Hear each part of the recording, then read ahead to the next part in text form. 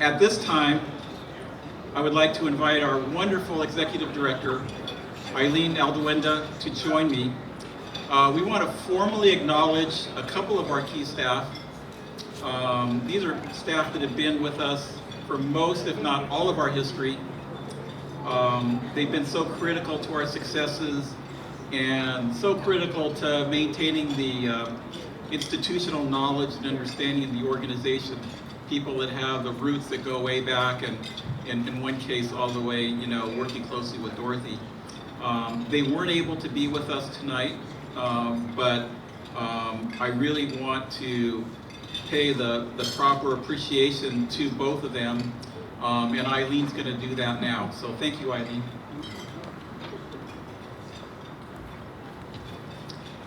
Thank you, Steve. How's everybody doing? How's the food? Good? All right. How's the drink? Okay. The conversations? We having good conversations out there? Okay, good. Okay. So, I don't know how many of you know that we've had more than 50 people work for the Council for Watershed Health over 25 years. That's a lot, but not really, and I think that really speaks to the fact that people hang around with us for a while, and people move on, and that's all good. Some, like our interns, work for a few months, and others for several years. And one thing that is consistent is the talent and the dedication of our staff. And none have been more dedicated with their years of service and quality of their work than Rumi Yanikiev and Jason Casanova. Many of you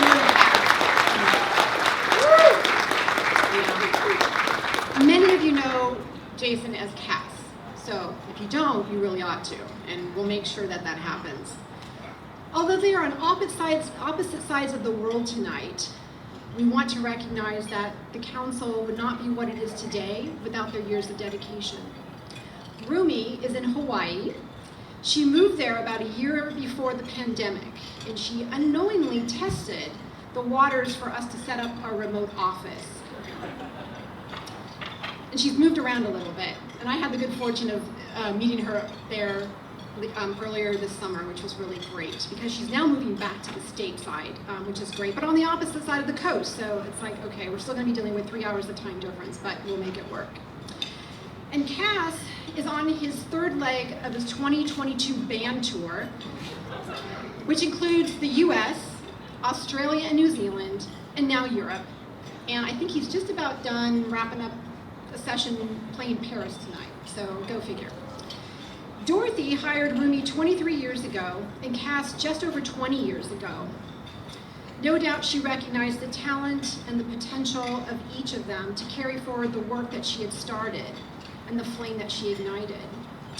And I want to pause here because Rumi couldn't be here tonight. She asked me if I could share some of her fond memories, and so this is from Rumi. I have such fond memories, gratitude, and deep admiration for our work together. 25 years have allowed me to have some perspective to where we have been and where we might be going. I have been inspired by all of you, remarkable, amazing friends, co-workers, and mentors. The passage of time has brought the grace of experience, the wisdom of love, the anticipation of something wonderful, and the beauty of life's dream. Dorothy lit the fire of this incredible dream, and every moment of these 25 years has been a part of it. Let us celebrate every moment, continuing onward in our quest to restore harmony between humanity and nature. To all of you, cheers.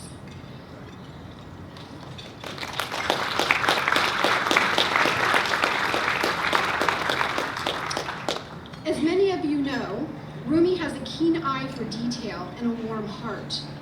She is the keel of the council's operations, keeping us steady in both rough and still waters. That's a shout out to you, Wendy Katagi, somewhere over there with Stillwater Sciences.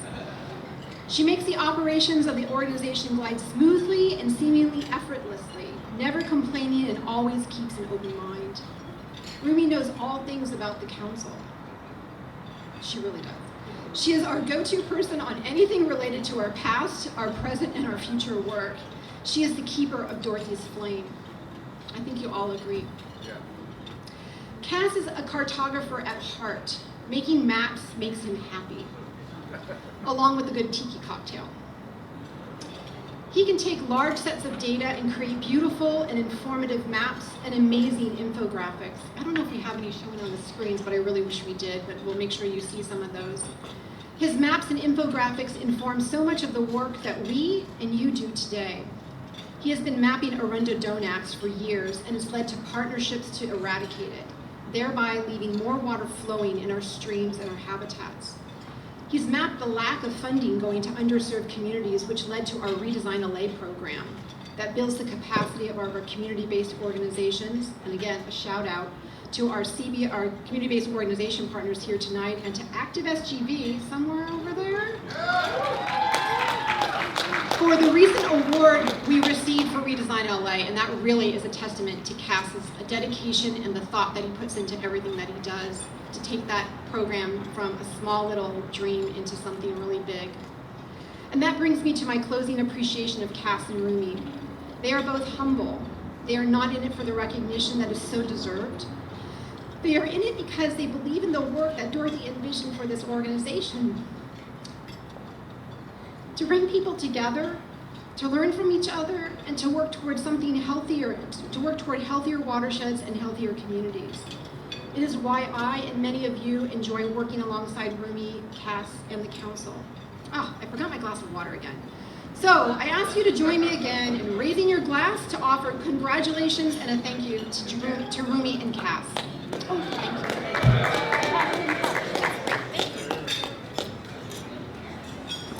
Okay, I need to go on. Oh, you do. Great.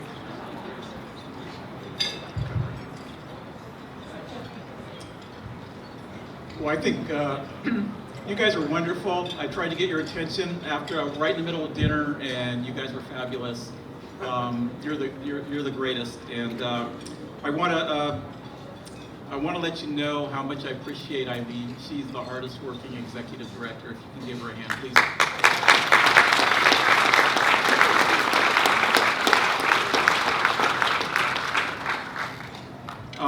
I now want to have Alfredo Gonzalez, who's on our board, come up and present to our first honoree. Alfredo?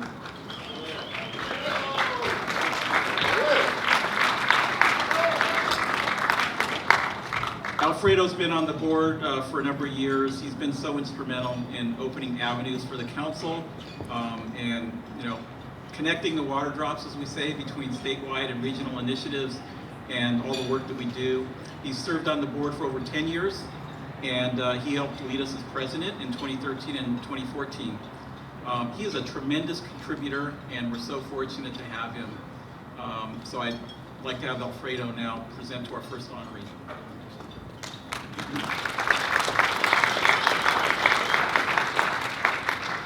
Good evening, everyone, and thank you, Steve, for the kind introduction.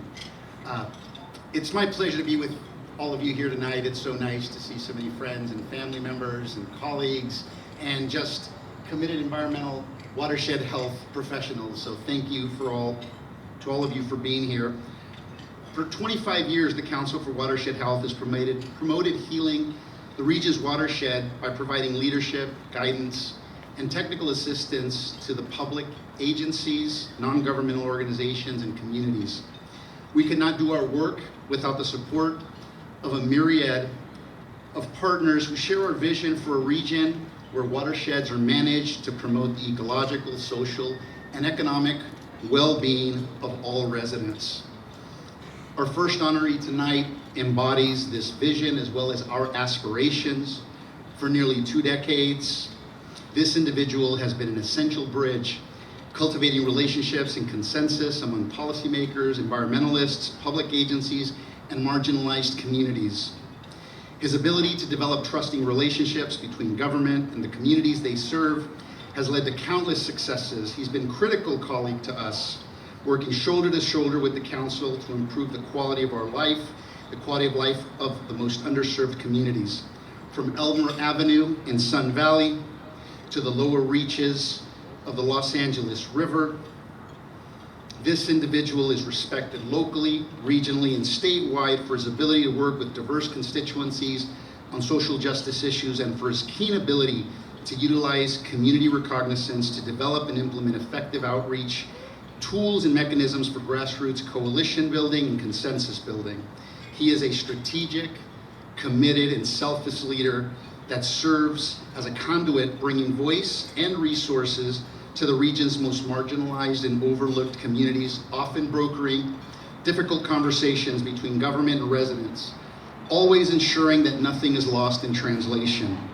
I am proud to count on this individual as a friend and colleague and privileged to bestow this honor and recognition upon him. Please join me in honoring Miguel Luna, CEO of Urban Semillas, for his mentorship, partnership, and unwavering commitment to improving the quality of life and our watersheds for the most vulnerable communities.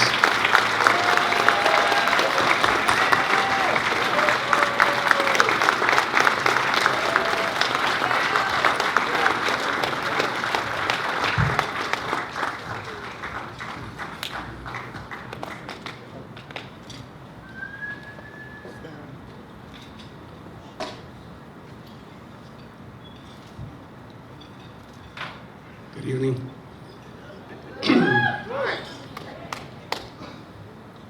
I love water.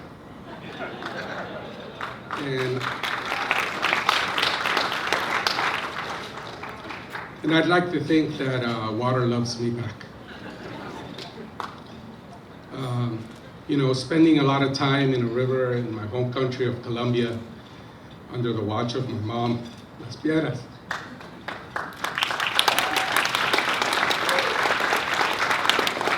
In that river, I was able to form a kinship and a relationship with water that I think till this day drives my work and certainly is my focus on how to make things better. Water and relationships have been very intertwined in my life. When I think back of how I started doing this work, I remember 20 plus years ago where I started at Heal the Bay. It's where I met Mark Gold, who first hired me as a coastal cleanup day coordinator with Meredith. It's where I met Adan. He was the first Latino chair of Heal the Bay at that time, and we formed a relationship then, and so happy that we're still friends today. Thank you, Adan.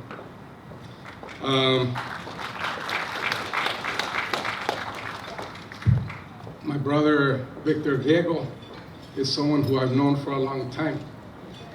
But it's the work that we've done on water through Water Education for Latino Leaders that really has strengthened our bond and our relationship. You know, many of you know Speaker Anthony Rendon. I met him working on LA River issues and thinking about how water in the river can bring in different aspects to engage people differently. And I appreciate that. And that work continues with Alf, continues with Diana at his office. It's the work that's happening today with Maria Elena, with Senator Durazo, on her interest on engaging differently and making sure that legislatures understand the importance of why we need to engage on water issues. Water is the reason why 20 years ago, something like that, where I worked for Melanie Winter as the Tahunga Watershed coordinator, and the drive was to ensure that tribal voices were part of that, and that's how I met Rudy on the Tahunga Watershed, Tahunga Pacoima Watershed Management Plan. So, water is important in my relationships. It's how I met my wife at Valley College, doing outreach on the LA River. We got married on the LA River.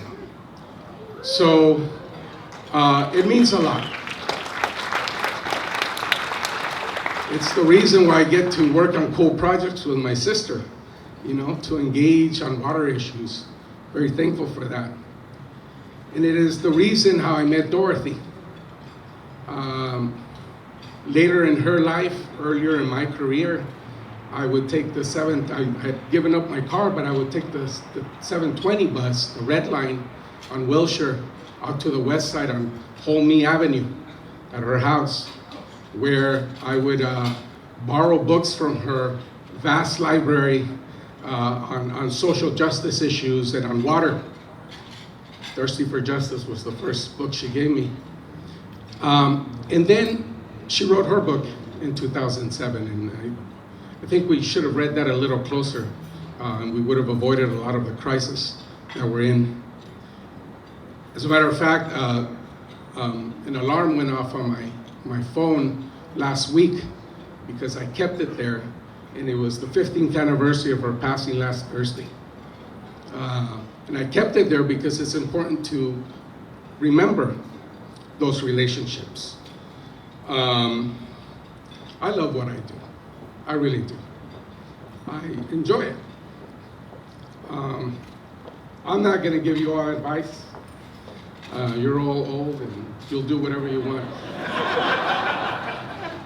But I will give them two advice, right? Because they're my kids. And it's my job and my duty.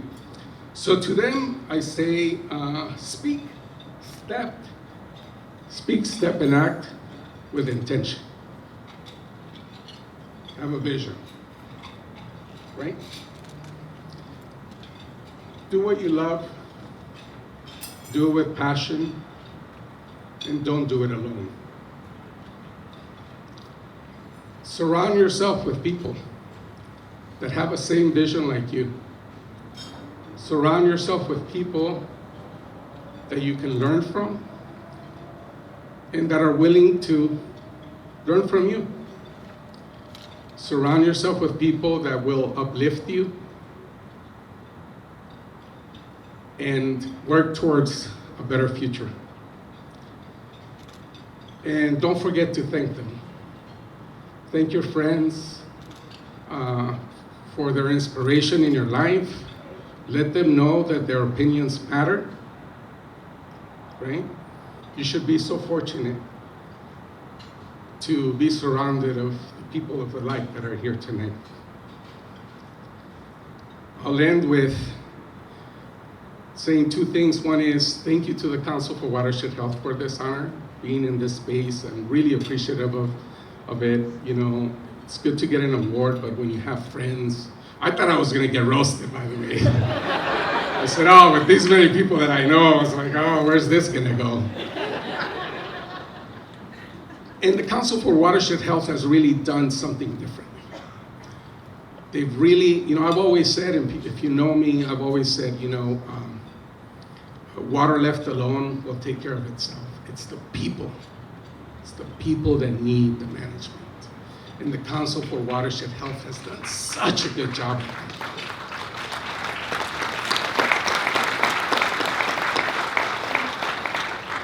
So thank you for this honor. I'll close really now, not with my words, but with the words of Antonio Machado, great poet. He says, caminante no hay camino. El camino se hace al andar, right? It says, walker, there's no path. It becomes a path as you walk it. So I look forward to continuing to walk along with you and make paths that make more resilient communities, healthier communities, that bridges alliances across socioeconomics, race, ethnicity, beliefs, that we come together and listen to each other to work better. Thank you for this honor. It really is a pleasure. Thank you, brother.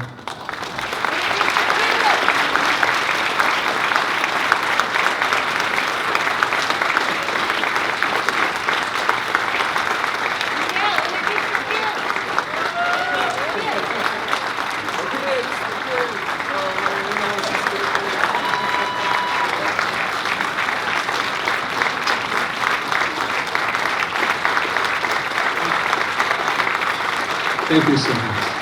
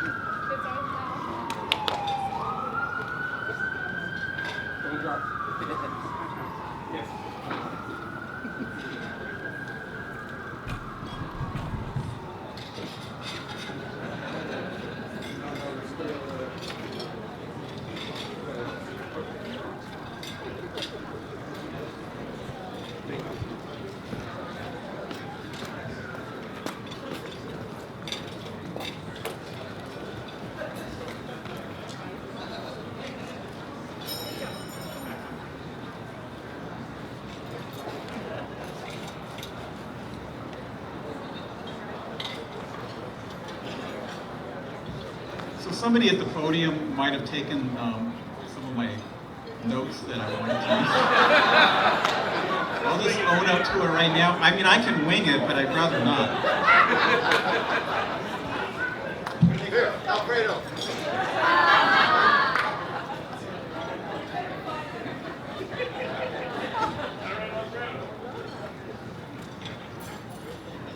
Yeah, for those of you that remember those transparencies with overhead slides, I once dumped them all on the floor before a presentation, so I had to sort them all out beforehand. But how can you not want to follow a direction and the leadership of what Miguel was just saying? Can you please just have another round of applause for that guy?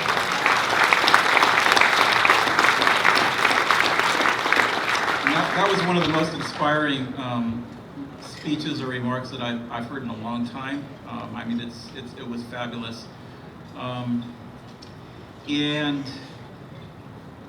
for me, as a member of the council and on behalf of the board, Dorothy Green was a special person. I had a chance to know and work with Dorothy, although a lot of my career was on the state water project, so she was always nipping at my ankles and in my knees on a lot of things. But I did have a conversation with her kind of in her days maybe before her passing, and I told her, Dorothy, I'm now going to be on the board of the Council for Watershed Health, and she looked at me like, well, what took you so long?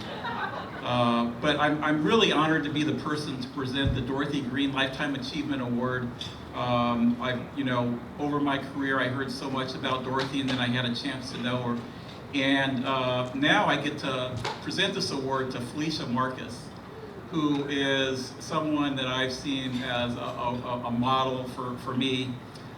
She's been a leader not only nationally, but right here at home in Los Angeles. She has those strong roots in Los Angeles. She has a strong and committed history of public service and advocacy for our environment. She served during the early days of the Clean Water Act, which is the 50th anniversary of the Clean Water Act today, I believe. So that's something really to celebrate. I mean, that some of you were around, many of you maybe were not around, but that was a transformational piece of legislation. And in those early days in LA, under Mayor Tom Bradley's administration, she was helping to make us all more conscious about the importance of cleaning up the water in our bays and our rivers. She worked closely with our founder, Dorothy, even before the Council for Watershed Health was formed. At that time, it was called the LA and San Gabriel River Watersheds Council. And she was a founder, along with Dorothy, of Heal the Bay. And I'm sure many of you know that. She served as the organization's general counsel. She was instrumental in moving the city's efforts to help heal the Bay and formed a close working relationship with many of the founders of the council that you heard about in Michael's remarks. And she was an invited keynote speaker, as Michael talked about, and made some major changes in kind of how we see things in those early meetings that we all heard about. Like Dorothy, Felicia has been an unrelenting champion of clean water, and just like Dorothy, Felicia has a gift of bringing unlikely allies together for environmental progress. During her time as the regional administrator of the Environmental Protection Agency, she made the agency more responsive to the communities it serves, particularly the tribes, communities of color, along with local government and agricultural business interests. She made us all do better, and that's what we continue to strive for. She has a special gift, and she knows her subject matter. She's best at working with people and between parties.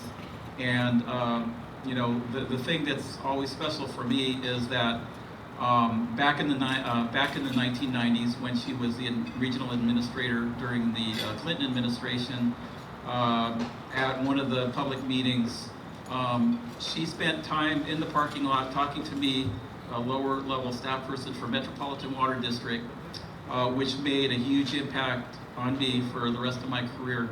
And it's been so nice to know you for all those years, Felicia. She's currently serving as the William C. Landreth Visiting Fellow at Stanford University's Water in the West program.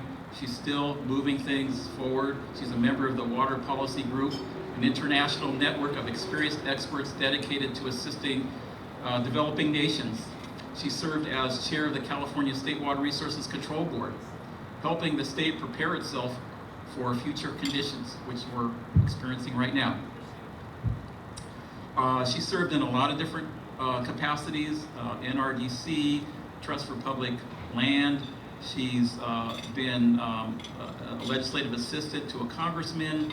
We're so privileged and honored to present this award, the Dorothy Green Lifetime Achievement Award, to Ms. Felicia Marcus for unwavering commitment to water, the environment, and the public.